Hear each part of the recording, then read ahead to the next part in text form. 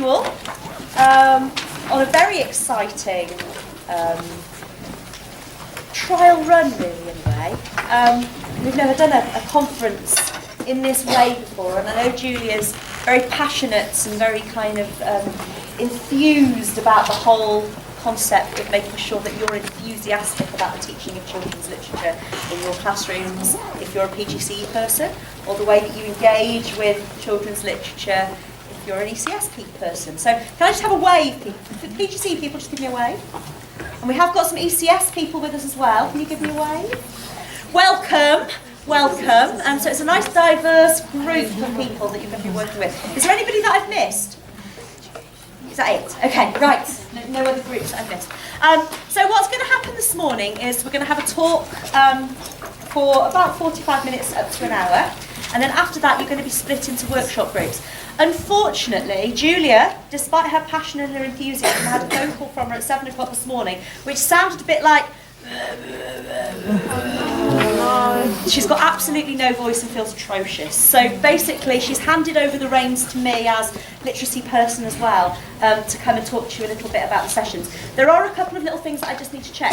Am I correct in thinking, do you know the workshop groups that you're going to be going into?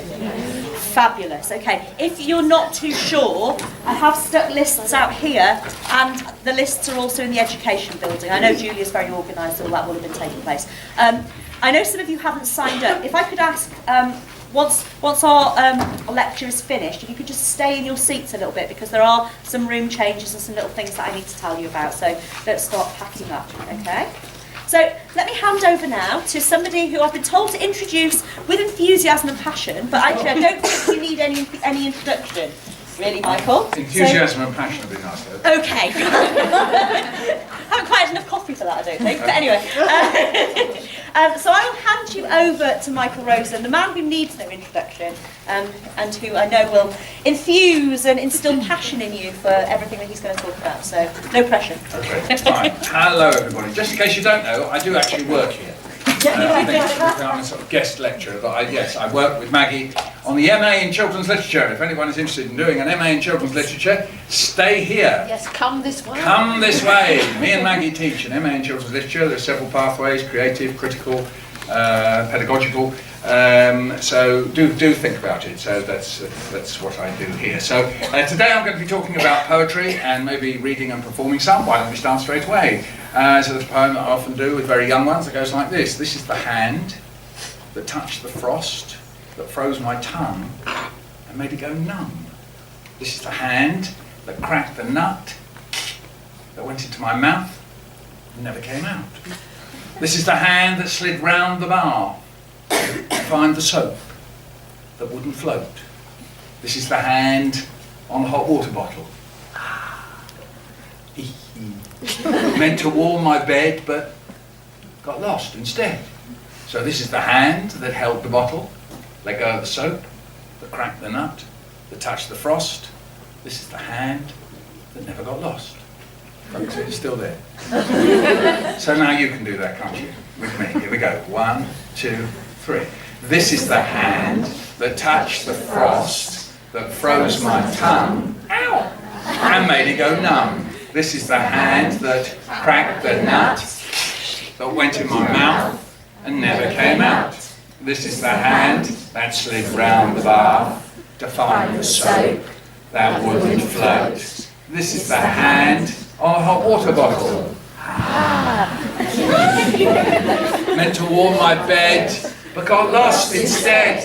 So this is the hand that held the bottle, let go of the soap, that cracked the nut, that touched the frost. This is the hand that never got lost. This is the hand that never got lost. This is the hand that never got lost. Slap yourselves. And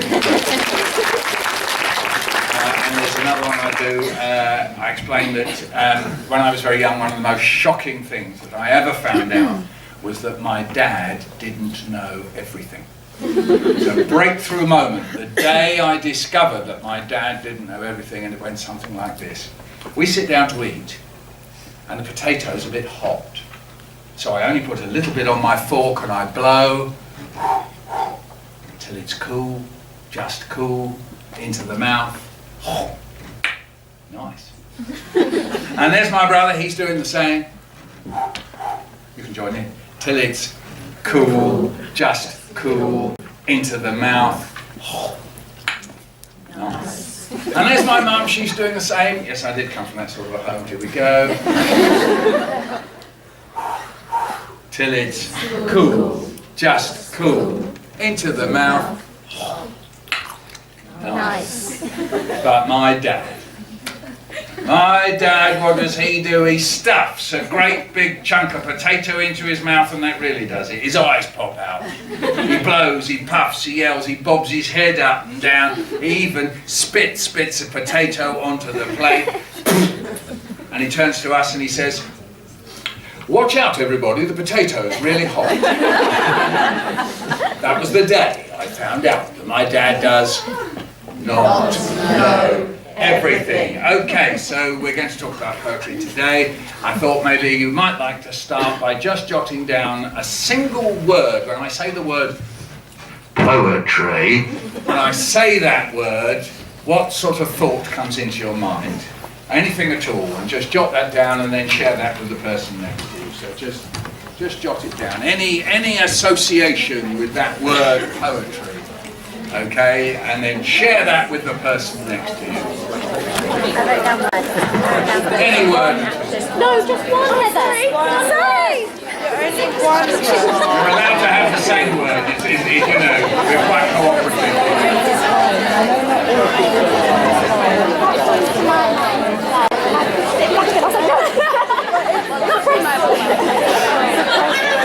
I came up with even better words.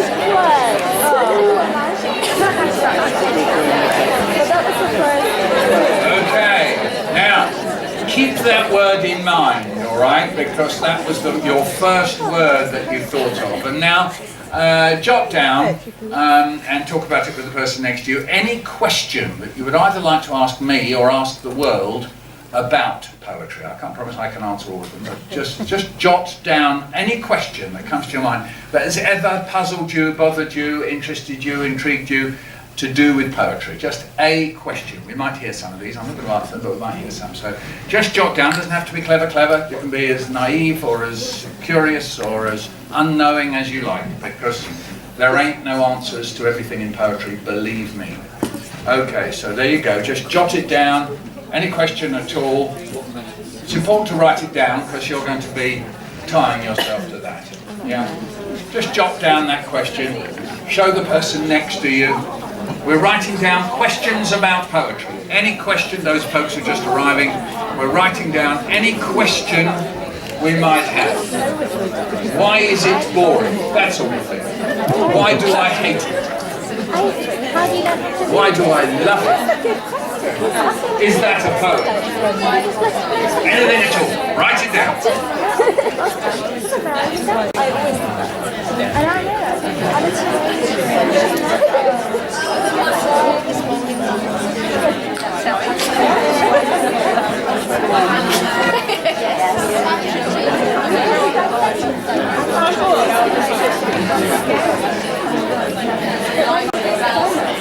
Okay. Let's just hear one or two of those then, all right? Just raise your hand if you're prepared to offer any of those questions. We'll just hear some of them and think about them. So just raise your hand and call out your question, sir. What's the shortest poem ever? Oh, wet pet. Thank you. As you asked. Yeah. I don't know, there might be a shorter one, but that's by Giles Brandreth, not somebody who I dearly love by any means, but he did put that in a book of funny poems, and I thought, well, it's pretty short, yeah. I tried to do one that's not as short. It was about seeing an iron bridge in Scotland, and they said that you should be very careful when crossing it. And I wrote, don't trust rust. But I don't think it's as good as Oh Wet Pet, which was in fact a tribute to a goldfish. Okay. So as you asked, I could answer that one a little bit. Yes, sir? What exactly is blank verse? What exactly is blank verse? Yeah. Oh right, yes, we can answer that. Well, some poems rhyme. So if I say to you, down behind the dustbin, I met a dog called Jim. He didn't know me, and I didn't know him. That rhymes, yes? So that's rhyming verse, yes? And verse which has a regular beat, but doesn't rhyme, is blank verse. So the two most famous people in English who wrote blank verse, one of them goes by the name of William Shakespeare, to be or not to be, that is the question, whether it is nobler in the mind to suffer the slings and arrows of outrageous fortune. It didn't rhyme, did it? So, and the other person is John Milton, who wrote two huge, great long poems, one of them called Paradise Lost, and then he found it. So he called the next one Paradise Regained. He didn't say Paradise Found, nobody knows why. But anyway, you can find anything of Shakespeare obviously online. His sonnets tend to rhyme, but not his plays, so that's written in blank verse, yes. That has what's called iambic pentameter. So if you think of to be, and you say that 5 times, to be, to be, to be, to be, to be, that's the beat, pa-pum, pa-pum, pa-pum, pa-pum, pa-pum, and that's called iambic, that's tatum, that's the word for tatum, iambic, you can call it tatum, it's a bit easier, and pentameter is 5 beats to the line. So if you think of rap, which starts off with a 4-beat line and tends to rhyme, but not always, iambic pentameter has 1 more beat, yeah, and goes tatum, tatum, tatum, tatum, tatum. And you can try experimenting writing with it. Milton, I've forgotten. Man's first disobedient, was it 5 or 4? Anyway, there you go. So blank verse, and it's great fun to write because it means you don't have to think up the rhymes, and it's very good to work with children. Just say, look, you could have a rhythm. In fact, you could get kids doing beatbox or clicking their fingers and making up stuff to go with it, and you say it's all right, you don't have to rhyme. You can just keep to the beat. We can just talk if you like. It's quite easy. Yes? So it's quite nice. You can call it blank verse or you can call it having fun. Okay, there we are. We managed, that's 2 I've managed. Well, yes. How do you know if you've written a short story or a poem? Very good. No idea. Yeah. We'll come back to that. It's a great question though. Yeah, lovely. Yes. I'm a big Radio 4 fan. Is there a children's version of Poetry Please? No. And well, yeah. What do you think I haven't tried? I go up there every week and put in offers and try things and all the rest of it. There used to be a program called Treasure Islands, which I used to present, which was about children's books, and we quite often had poems and poets on it.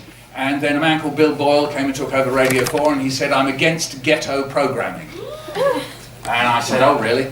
And he said, "Yes, I'm stopping it." The rather just little weird postscript to that is whenever I see him, he kind of rushes up to me as if he's some old friend of mine. And he goes, "Hi!" And I go, "You're the bastard who cut my programme." I don't actually say that, but anyway, it's what I'm thinking. So I can't basically answer that. There used to be a children's programme called Go For It, and before that, The Big Hairy Toe, and many years ago when I was a little boy there was Children's Hour, and we used to have poems, but there ain't nothing anymore. I can't do anything about it, maybe some other people with a bit more energy, but there are schools radio programmes that go out in the middle of the night that you can record, and I'm just about to do a 1/4-hour poetry programme on schools radio, which I'm recording next week. Week after next. Is that online? It will be. So if you look at BBC Schools Radio, and you will find, I think they're doing a series of 10 poets, so that will be a whole group of us. I'm sure John Agard, Roger McGough, Grace Nichols also. I haven't checked to see who else. But, and there are quite a few poetry programmes online. The other thing you can find is the National Poetry Archive. The National Poetry Archive has many, many poets, a lot of poems that are for free on the archive. Alan Arberg, Benjamin Zephaniah, all sorts of people for free, and then also they sell, what are they called? CDs, that's it. And I think now they do downloads as well. And in case you're interested in my stuff, I have for free 91 poems on my website. Absolutely free. So if you go to my website, which is michaelrosen.co.uk, and click on videos, there are 90 performances by me of poems. But if you go to other poets' websites, you'll also find poems. Yes? So there's visual and audio stuff. Basically, we're outflanking radio. I've had nearly 10 million views of my poems. So, you know, I think radio thinks it's quite lucky if they get about 4,000 people listening. So anyway, so there you go. It ain't the only way. Yes, anybody else? Any more questions? Yes, up the back. Where did your love of poetry come from? Ah, yes. Well, my mum and dad were both teachers, and they both loved poetry. I think they probably gave up on Judaism and took up poetry instead. Something like that, anyway. It was a sort of secular, I wouldn't say religion for them, but they absolutely adored it and read it, and And my mother, who was quite an interesting and strange person, she would sort of suddenly burst into poems, you know, which is maybe my parents were communists, so they thought that I had to do the washing up. It's quite a complicated thing, but it was for the collective. So I'd be washing up, and maybe my mum would be drying up, and then halfway through drying up, she'd go, "Tread softly, for you tread on my dreams." And you'd say, "Sorry, Mum, what was that?" That was W.B. Yeats, and like you're about 9 years old, and you think, so? And then also my dad, for some reason or other, he decided that he would try and sort of know the kind of whole of the literature of the world in all the different languages. So he would sit there muttering in various languages, French, German, Latin, Yiddish. So you never quite knew what was coming out, but he would, and sing as well, he would sort of sing quite a lot of songs. So all that was going on. And then every now and then it all got very serious. And my dad would be going through, there was a newspaper, magazine, some of you may have heard of it from the Stone Age, it's called the Radio Times. Anyway, and in the Radio Times, my dad would flick through the pages and he'd say, "Oh, look at this con," that's what he called my mum, "look at this con, something really interesting, radio," no, it wasn't called that, the third programme, there's a programme about poets reading their own poems. I'm sure the boys would like that.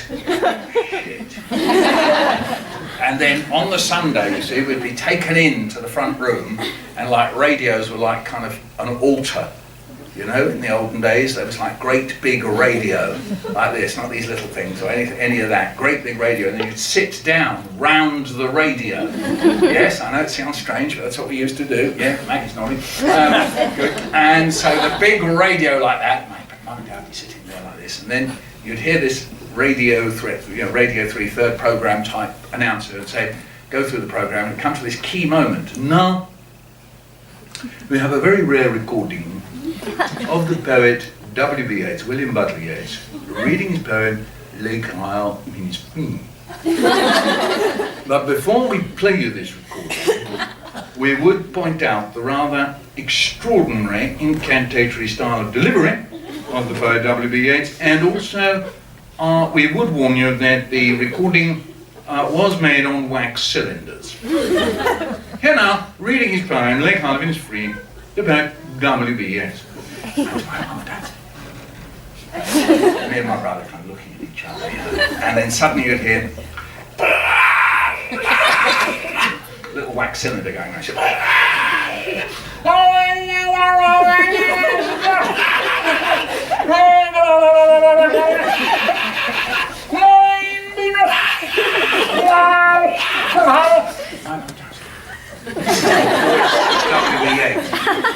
And so me and my brother, we got it up as an act, okay? Because one of us, you know, up in the bedroom, when I used to share my bedroom with my brother, see, and up in the bedroom, one of us would do the, and the other one would go,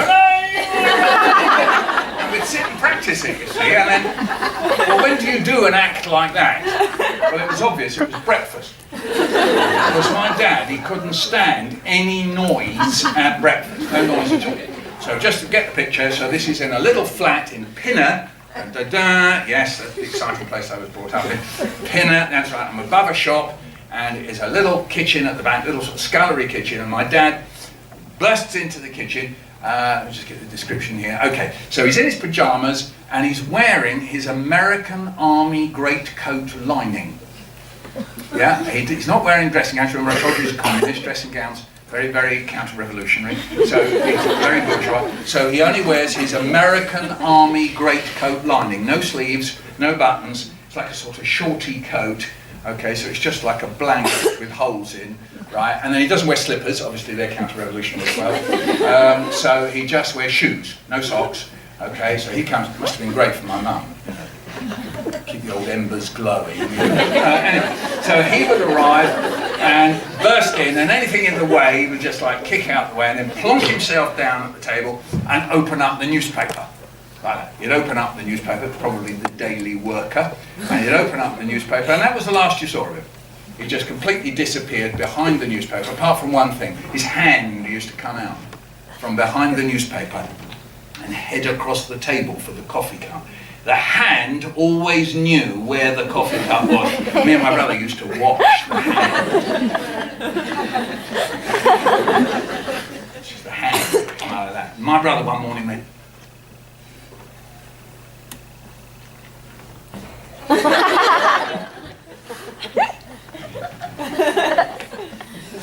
my dad, hand would come out. What have you two done with it? Oh, and there's my brother going. And then, next thing my brother goes, he goes, hey,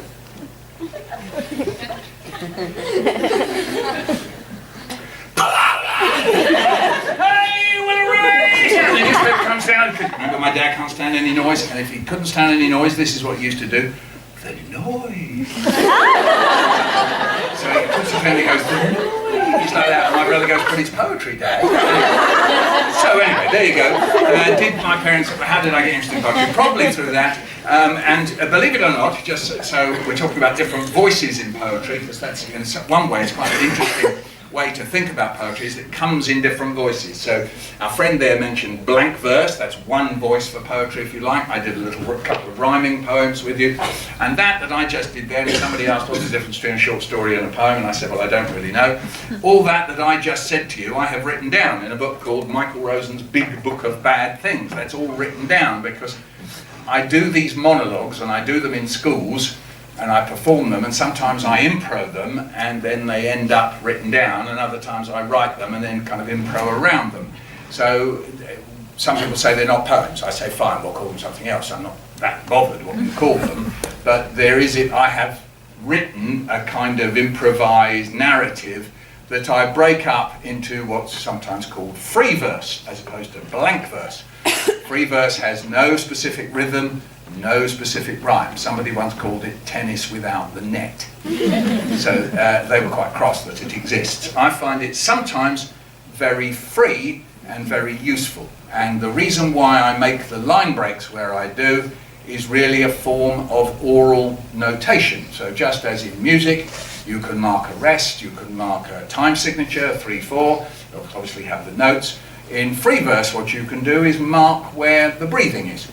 So if you write, I used to share my bedroom with my brother and then start a new line, and I don't like it, okay, then what you're doing is marking the breathings. And some people say that's like, I said to you how an iambic is, that's called a foot, believe it or not, in the technical language. So to be is 1 foot, or in music that would be like a bar, all right? Well, you could argue that in free verse, a line is a bar, is a foot. So it's a sense meaning. So in one poem I know I wrote the word disgusting, and I wanted the people to read it very, very slowly. So I wrote dis, 1 line, gus, 1 line, ding, 1 line. So it's got 3 feet, if you like, disgusting. Yeah, so that's what you can do in free verse. And it's not that complicated when you look at advertising. Advertising does it all the time. If you look on the side of cereal packets and so on, you can see words broken up, big capital letters, small letters. Just look at the tube and you can see. So in fact, advertising has to a certain extent followed the example given by free verse, which was invented a long time ago. It was invented in about 1810 by a German poet called Heinrich Heine. He was probably the first, unless you want to say that the translations from Hebrew, Greek and Latin of the Bible, of things like the Psalms and the Song of Solomon, and you can go all the way back to the 14th century in England with a man called William Wycliffe who translated the Bible into English, and you can find these beautiful things, the Lord is my shepherd, those kinds of things, and they're in free verse as well. So it's been around for a long time, but people keep thinking, oh, something new. People got very cross when I started writing my first poems and said, why is poetry being infected by this terrible modern free verse stuff? And I was thinking, well, actually, it's been around for about 700 years. It's not that new, but anyway, there you go. All right, have we got another question? How are we doing? No? Is that it? Any more questions? Yes, sir? Why is it that kind of poetry in schools is taught as like rules and things that you have to follow, at least in my experience? Yes, that's a very good question indeed. Why, yes.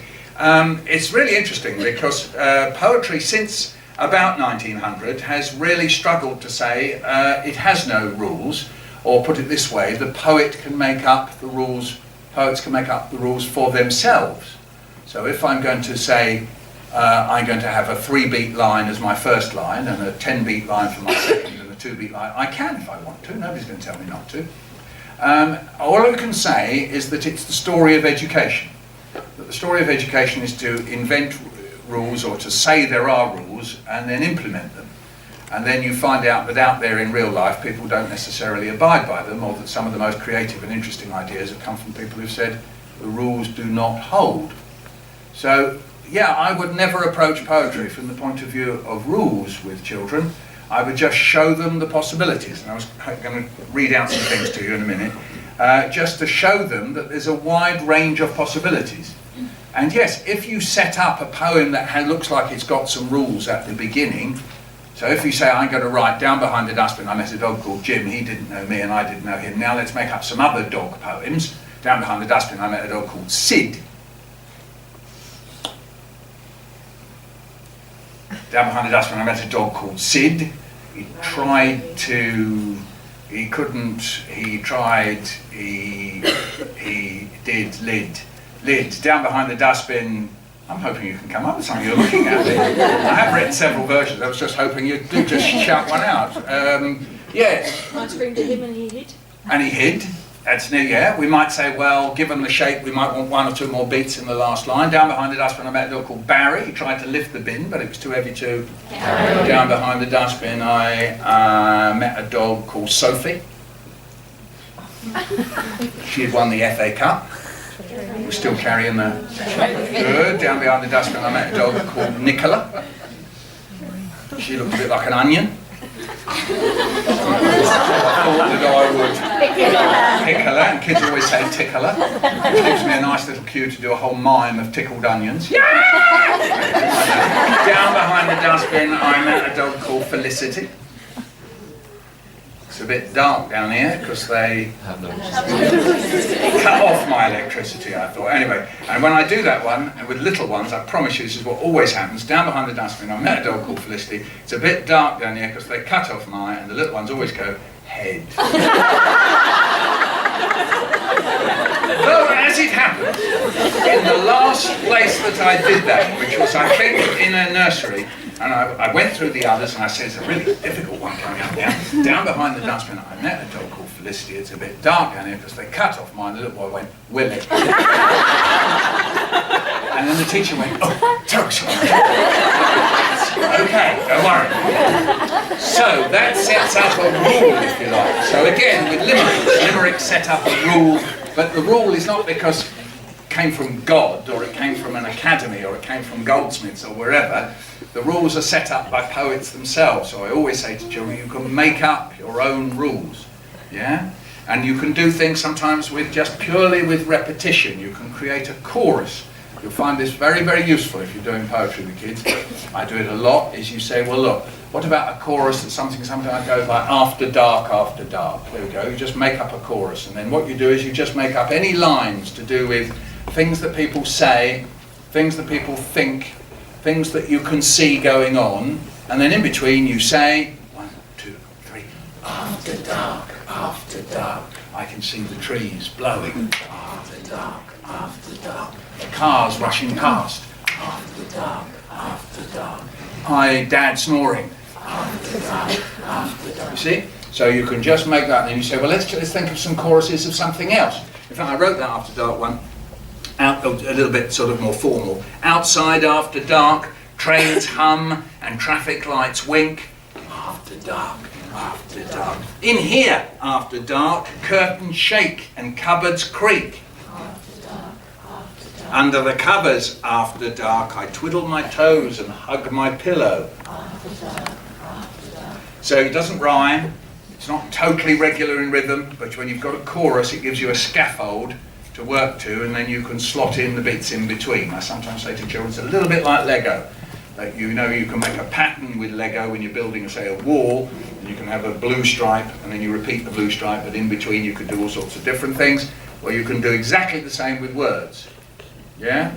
But I avoid the word rules, and it always just upsets me a little bit that the kind of educational pressure is to say, well, let's squeeze poetry into these rules that we've devised.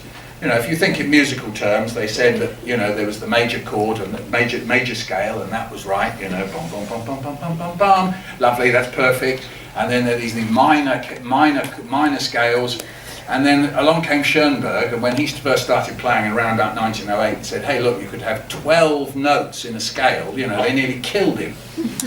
But I mean, he just said, well, why not? I mean, it's all fluid. Do you see what I mean? And it's sort of, since about 1900, people have figured out that you can change things around. I mean, I'll give you an example. People said, well, you must have meaning in poetry. Poetry must have meaning. And then the people that called the Surrealists, you may know the paintings of Salvador Dali and Louise Bourgeois and people like that. And they said, well, no, what you could do was create a new kind of reality, surrealism, where you put up your dreams. So you put up images side by side that may not relate in a real way, but in the way that your mind thinks. And so the Surrealists tried writing like that. So they broke all the rules of poetry kind of making sense in the usual way. And this was originally in French. Nevermore shall the wind's bones terrify the old clocks howling in the sardine tins. Nevermore shall the feet of tables put their legs round their necks to imitate flies. Nevermore shall broken teeth make music. Nevermore shall loaves of bread walk about naked.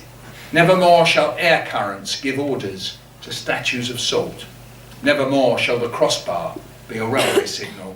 Nevermore shall my shaved off moustache grow again above my neighbour's eye.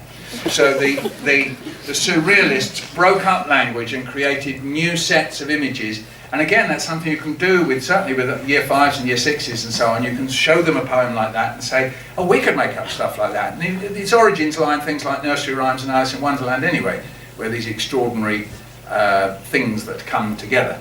You think of nursery rhymes, Humpty Dumpty sat in the wall, Humpty Dumpty had a great fall, all the king's horses and all the king's men couldn't put him together again. And always the pictures show this kind of character. Well, why would they want to put him together? And who are they anyway? And where did they come from? It's not explained. So there's like a tradition of surrealism as well that runs through. So in answer to your question, I think there are rules, because that's what, if you like, the Academy of Education thinks there should be. And the whole point about poetry is that it's precisely the opposite. It's that you make up the rules. You make them up. It's not there are no rules, but you can make them up. Yeah?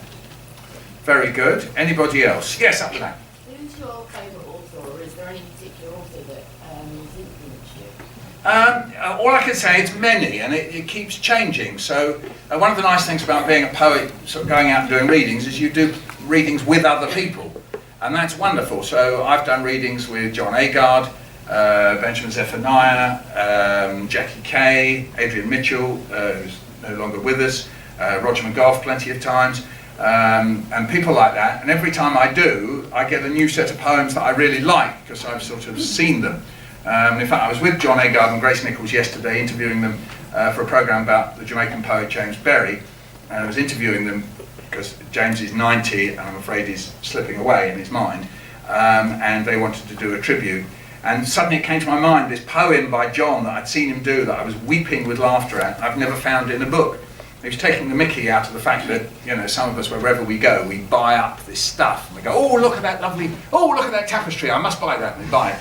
And he wrote this poem that's called, I am a cultural kleptomaniac. And I said, John, where's that poem? And he said, Mike, I've lost it, I don't know where it is. And I said, well, see if you can find it, see if you can find it. So we're sitting there in his house and he's rushing off to try and find his poem. So that's what happens to me. I kind of latch on to a poem or something like that.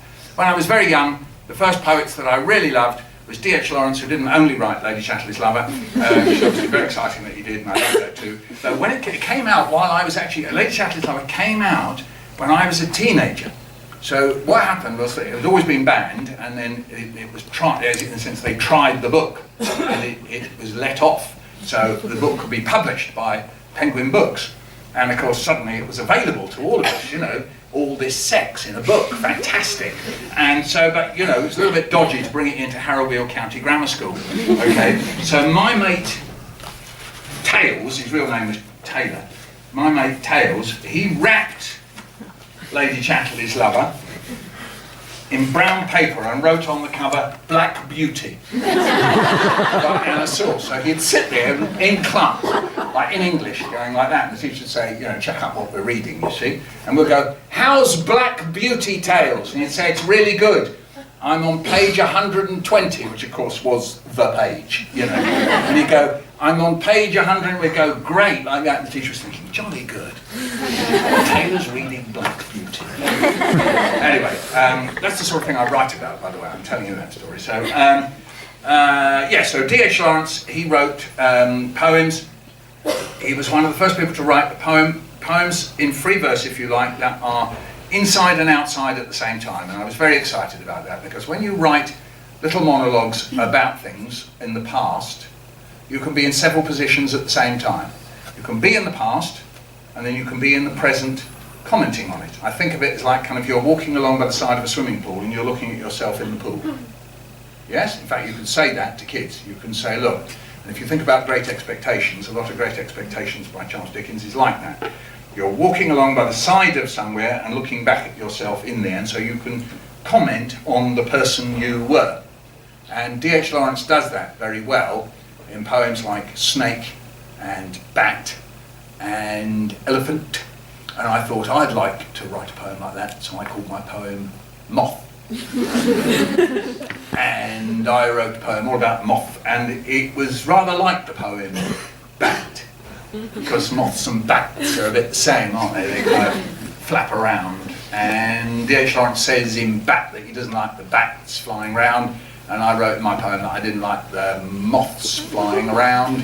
And I was very pleased it got printed in the school magazine. Yeah? And about 30 years later I arrived at a school, and as I walked in, the deputy head at the school was standing there going, yeah, yeah. Now normally, as you may remember, deputy heads are sort of at that end of the profession that doesn't normally behave quite like that. You know what I mean? I don't want to sort of cast aspersions, but they tend to be a little bit up the disciplinary end and don't normally stand there as you walk into a school. Yeah? And I kind of went, and he said, don't you remember me? Don't you remember me? It's Paul. I went, Paul who? He said, Paul Fowler, don't you remember? I went, oh yeah, oh yeah. We had worked together on a building site, okay, and we used to bunk off and climb into the warehouse with all the spare stuff, you know, and climb up and go to sleep. And it was where all the nails and stuff were, and then we used to lob nails over the top. And he got the sack and I didn't. Anyway, so we went around various classrooms, and he took me around and he said, and there's one class I really want to show you what they've done great work. And I went in, I said, Mr. Fowler says you've done some great work. I said, yes, what have you done? I've written a poem, sir. I said, oh, can I see it? And he showed it to me. He said, Moth. And I read it, and I didn't actually recognise it, because I'd written it when I was about 15 or 16. You see, this is about 30 years later, and I'm looking at it and going, this looks very familiar. And then I said, have you ever read a poet called D.H. Lawrence, you see? And old Fowler, Paul Fowler, standing next to me going, and he said, well actually, and he whipped out the school magazine, you see, and there was Moth by Michael Rosen, and it was exactly the same. He said, I've waited 30 years for that. So D.H. Lawrence, I was very keen on. Then there's an American poet called Carl Sandburg. All right, Americans know him very well. He's not very well known in this country. Do look out for his stuff. I quite often put it into anthologies. Where's the one about the elephants? He wrote kind of free verse stuff, and also he collected American sayings, which is rather amazing. He kind of so he wrote a whole book called The People Yes, which is made up of American sayings and proverbs. So here you go. The man put green spectacles on his cow and fed her sawdust. Maybe she would believe it was grass, but she didn't. She died on him. Why did the children put beans in their ears when the one thing we told the children they must not do was put beans in their ears? Why did the children pour molasses on the cat when the one thing we told the children they must not do was pour molasses on the cat? A high-pressure salesman jumped off the Brooklyn Bridge and was saved by a policeman. But it didn't take him long to sell the idea to the policeman, so together they jumped off the bridge. An Ohio man bundled up a tin roof of a summer kitchen and sent it to a motor car maker with a complaint of his car not giving service. In 3 weeks, a new car arrived for him and a letter. We regret delaying shipment, but your car was received in a very bad order. Isn't that an iceberg on the horizon, Captain? Yes, madam. What if we get in a collision with it? The iceberg, madam, will move right along as though nothing had happened. You will see me surrender, said one old Viking, when hair grows in the palm of my hand. What, are you fellas scared of nothing? This too, they asked the old Viking, who said, yes, one thing we are scared of. We are scared the sky might come tumbling down on us. I am John Jones, take a chair. Yes, and I am the son of John Throckmorton Jones. Is that possible? Take 2 chairs. Anyway, so what's the matter up there? Playing soldier, but soldiers don't make that kind of noise. We're playing the kind of soldier that makes that kind of noise. So he collected these sayings and jokes. He put them all in a great big book called The People Yes. And I thought, well, that's wonderful. I love that. And so I collect things that people say to me. Are you the guy that told the guy that I'm the guy who gave the guy the black eye? No, I'm not the guy who told the guy that you're the guy who gave the guy the black eye. Can you say that? Are you the guy who told the guy that I'm the guy who gave the guy the black eye? No, I'm not the guy who told the guy that you're the guy who gave the guy a black eye. Anyone do that on their own? Are you the guy who told the guy that I... Anyway, there you go. So I collect things like that. In fact, that's how Bear Hunt came about, because I heard some people singing it. It used to be a lion hunt with the brownies, and Americans used to sing it as a sort of summer camp song.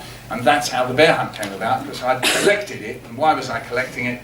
Because, in a sense, I was learning from Carl Sandburg and another great American collector called Alan Lomax. Just had a program about him on the radio. So that was another route, if you like. And the children have an oral culture, even when people say they don't, whether it's a mixture of stories and stuff. And you will go into classrooms and you will see great big signs. The big sign says, wow words. And I want to shoot myself or burn the wow words, because I don't believe any word is a wow word. The is terrific when used, great. The is wonderful. Silence is great. I do not believe there is any such thing as a wow word. You have heard it from me today. And instead, what I think there's plenty of room for having great big walls with words on, but you could get the children to collect words and to collect expressions and to come into school with lines from songs that they've heard that they liked. There's a lot of poetic songwriters these days who, there was a whole period when, the words of pop songs and chart stuff wasn't that interesting. But there's a lot of interesting stuff now. There's things that parents and grandparents say. There's things in many languages that you could pin up. I would create a word wall, but that the children collect it. And if it needs stimulating, well, then you can come in and you can add some things. You say, this is what my granny used to say to me. This is what and then you can make poems out of it. I tell you what, let's have a little bit of fun. On the front row here, just think for a moment of anything. So each one of you, okay, it's not going to hurt, I promise. Okay, so each one of you, just think of one thing that your mum or dad said to you, or whoever looked after you, granny or auntie or whoever looked after you, that when they were cross with you. Okay, so my dad used to say, like, no. Or he'd say, never let me see you doing that again. Okay, so all you've got to do is think of one thing, just one thing, all right? Okay, it's going to be ever so easy, and it could even be, all right? Don't worry, it doesn't even have to be a word, okay? So if you each think of one thing, okay, have you each thought? Yes? And next to you, you've thought, and you've thought? Nearly? Could be anything at all. Were your mum and dad ever cross with you? Never. You're perfect. Good. Can't be all. So you could say, I'm perfect. Good, that's your line. Yes, fine. And next to you, have you thought of yours? Yes. And you thought of yours? And yours? And yours? And yours? Good. Okay. So here we go. If you really can't, we'll miss you out. Don't worry. It's okay. And so just call them up, and I want you to be the person. Okay, this is method acting now. So like I went, the noise. I want you to really be the person. Here we go. And if it's in another language, say it in another language. Okay. Here we go. Or you say it in English, but you go, silly galoot. Silly galoot. Love it. Okay. So down the row we go. And yours? How dare you? Good. And yours? My mum used to be like, do you think you should be doing that? Lovely. Good. And next? Not again. Not again. Jesus, Mary and Joseph. I think I've got the country. Yeah. Good. Amy Louise. Oh, say that again? Amy Louise. Oh, it's your name. Yes. Sorry. Yes. Yeah. Good. Amy Louise. Yeah. Lovely. Yours? You won't get any pocket money. No. Seriously? Is that who you got? And where was that from? Huh? Where's Dad. Yes, Dad. Lovely. Okay, so let's do that again with no pauses in between now, okay? We're going to run that along. So this is becoming a montage poem. You know about montage painting that you may have done at school? It's lovely to do, where you stick bits on, montage or collage, and you stick bits on. Well, we're doing exactly the same, but with language. We're doing montage collage poem. So away we go, but no pauses in between, no laughing. 1, 2, 3, go. Silly galoot. How dare you? Do you think you should be doing that? Not again. Jesus, Mary and Joseph. You won't get any pocket money. Seriously?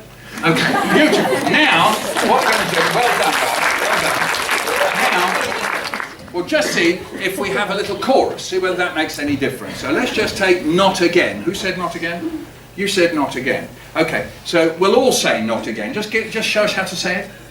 Go on, do it again. Go on. Not again. Not again. Have we got that right? Okay, so try one more time. 1, 2, 3. Not again. Okay, so we'll do the chorus every 3. We'll do it every 3, then we'll do it before you, and then you say yours. Okay, we'll just try that, and we'll say it at the beginning. Here we go. 1, 2, 3. Not again. Silly galoot. How dare you? Do you think you should be doing that? Not again.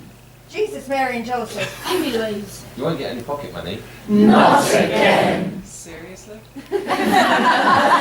That's nice. Now so what we did there was the chorus, but you can also do what musicians do, which is to create a ground or a bed or a groove. Yes? Any of you do jazz? Any of you in a jazz group? Well, you'll know. Well, I'll tell you what jazz musicians do. When they sit with each other, they'll turn to the drummer and the bassist and say, give me a groove, believe it or not they say that, or a bed or a ground or something like that, and then the drummer might go, and then the bassist will go, dum to fit with it. And then the sax player, the guitar player, the horn player or whatever, or the vibes player, will do some solos over the top, but they've then got the background in which to do it. So the sax player go bum, do bum, do bum, and this is going, see, and that's how, and they can do it just like that. We can do exactly the same with words. So we've got not again, okay? So now this time, we're all going to go very quietly, but it gives us a rhythm, not again. Not again, like that, okay? And you're going to say your lines over the top whenever you want to, including not again, all right? So you're the soloists now, all right? So you're the sax player, the guitar player, whatever. We're the drum and bass. We're going not again, which we're repeating over and over again until seriously, and then we'll say it maybe 1 or 2 times after seriously, and then we cut. Okay, here we go. So we're going to get the groove. I'll go 1, 2, 3, and then we're going to go not again, but do it nice and quietly, and you shout over the top. Here we go. 1, 2, 3. Not again. Not again. As you want. Not again. Not again. Shout it over the top. Not again. How dare you? Not again. Do you think you should be doing that? Not again. Not again. Jesus, Mary and Joseph. Not again. Anyways. Not again. You won't get any pocket money. Not again. Seriously? Not again. Not again. Lovely, beautiful. So you see, you can take choruses, you can either do them so they are like choruses in between, or you can do them. So if you think of after dark, you could do that. Yeah, you could just go after dark. It's quite nice to do without a musical instrument. So you show children that words are percussive, words have a physical reality, and it doesn't actually matter whether you say a word. It could be chupa, you know, and obviously some kids can do beatbox anyway, but you can put words to it. And then those of you who are musical will know, for example, that if you take a specific, say like a Latin rhythm, there's something called a cave that is 1, 2, 3, 1, 2, 1, 2, 3, 1, 2, right? You take a rhythm like that and you can put some words to it. I don't know, are you, 1, 2, 3, 1, 2, 3, are you all right?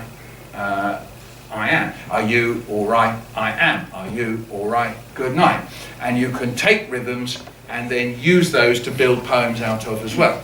Yes, so any of you who are musical, you can take a time signature and put some words to the time signature, make that a chorus, and either use it as a bed or use it just as a chorus. Or if you don't, not at all musical, and believe you me, I am not, you can just take a thing like after dark, or at the swimming pool, or splish splash if you're at the swimming pool, or it could be in the supermarket. I was lost, or you know, baked beans, and you can do anything you like with it. if you collect stuff that the children come into school with, and words and phrases and stuff, and you add them and you put up headlines in newspapers and things, you will have material to make poems out of. Yeah? Believe you me, it just comes out of it. Okay, any more questions? Got 2 more minutes. We've got 2 more minutes. Is there any requests? Anything that anyone would like me to do? Here's a poem I wrote for the national... What? Really?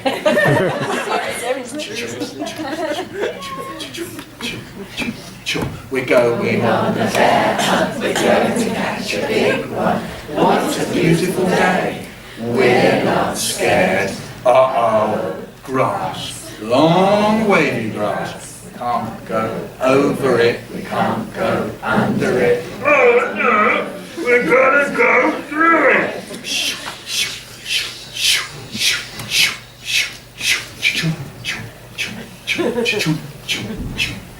We're going on a bear hunt. We're gonna catch a big one. What a beautiful day! We're not scared. Uh-oh, a river, a deep, cold river.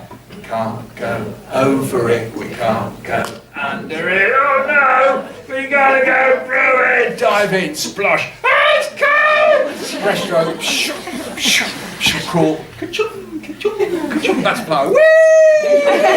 Join in. Just me doing it. Some old geezer standing there doing it. You're all about 19 years old. Come on,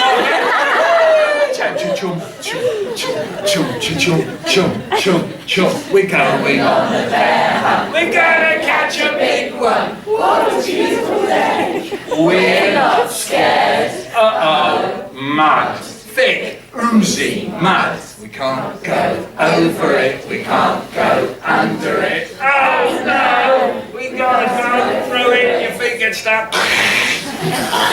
Your boots got stuck. Makes farty noises when it comes out.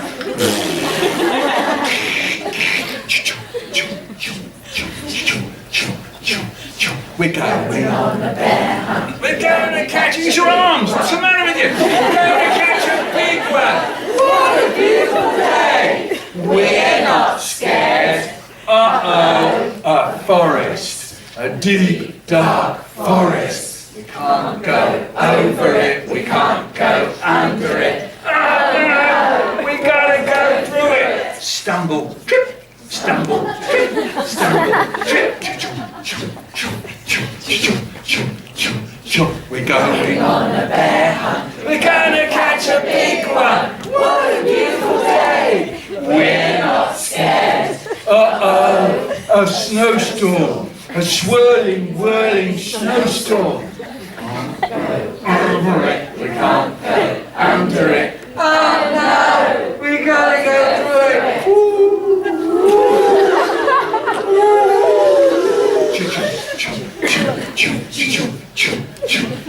We're going on a bear hunt. We're going to catch a big one. What a beautiful day. We're not scared. Uh-oh. A cave. A dark, gloomy cave. We can't go over it. We can't go under it. Oh no, we gotta go. You do that. We gotta go.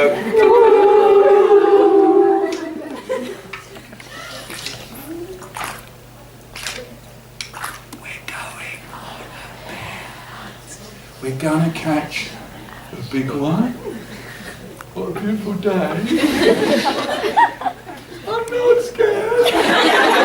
What's that? One shiny red nose after me. One shiny red nose. 2 big furry ears. 2 big furry ears. 2 big spiky teeth. 2 big spiky teeth. Great big bushy whiskers.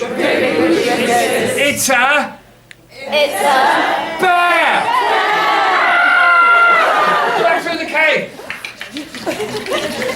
Back through the snowstorm. Back through the forest. Stumble, stumble, stumble, back through the mud. Oh no, my boots got stuck. The bear's coming. Gently dive into the water. Splosh. Presto. Cool. Bears can swim. Hurry up. Through the grass. Down Deptford High Street. Up to our front door. Open the door. Jump up the stairs. Oh no! I forgot to shut the door. Back downstairs. Dub, dub, dub, dub, dub, dub. Shut that door. Back upstairs. Dub, dub, dub, dub, dub, along the passage, into the bedroom, into bed, under the covers. We're not going on a bear hunt.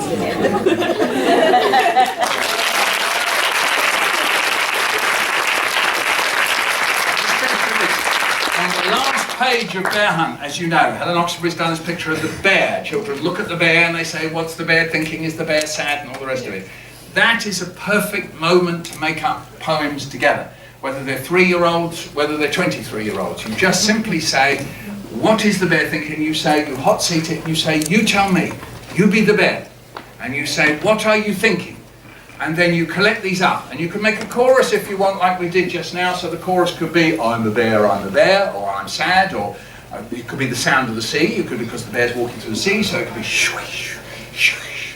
And then you have what the bear's thinking, and you collect one off each child, and then you have a 30-line poem with chorus or with a ground, a bed, you know, a musical background. I wanted to meet my friend. And it just comes from what I call, I must finish here, an elbow. Every story has an elbow, and that is a moment where the story creates another opportunity, or something happens. If you know the story of Hansel and Gretel, think of Hansel and Gretel being abandoned, suddenly realizing they can't get home. What are they thinking? What is Hansel thinking? What is Gretel thinking? What can the trees see? You can get the trees to be a chorus, and you could have Hansel and Gretel talking and saying what they think, and you could have the trees being the chorus in between. So you tell the story for real, you stop the story and say, what are Hansel and Gretel thinking? That's an elbow in the story. So the elbow in Bear Hunt is the bear like that. You say, what is the bear thinking? And you can make poems out of it. Thank you very much. I hope you had a nice time.